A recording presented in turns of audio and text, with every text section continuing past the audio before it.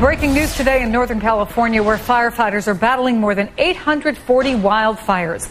Already tens of thousands of acres have been scorched. Firefighters are getting help from fire crews from Nevada and Oregon. Daniel Berlant with CAL FIRE joins me now on the phone. And Daniel, where are your efforts focusing? Where are your biggest trouble spots? Really we have fires burning across Northern California, but two of our major concerns are in Butte County and Mendocino County of California. That's where we do have a number of structures that are threatened, but we have a lot of firefighters throughout the state working hard right now. I saw some numbers that said most of these fires, if not all, were started by lightning, but only 20 to 30% are contained right now? That is correct. On Saturday, we had a little thunderstorm system move over the entire region. We had about 5,000 to 6,000 lightning strikes, so a huge number.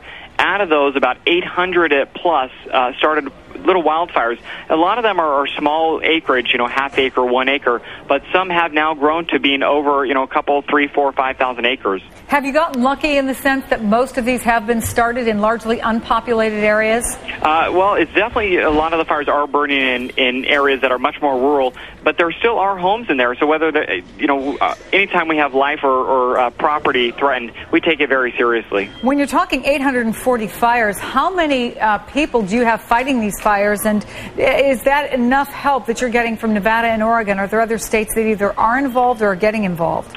We definitely have thousands of firefighters from across the state. For CAL FIRE, we moved a lot of our fire engines from Southern California, where the threat isn't as bad, up here to north. But we're definitely tapping into our local and our federal firefighting partners to help us.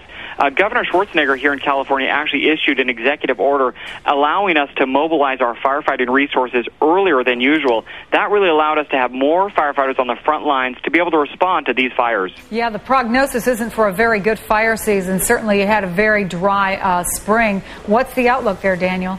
There's definitely a lot of potential. We are only in the mid-June now, seeing fire behavior that we would see in August or September.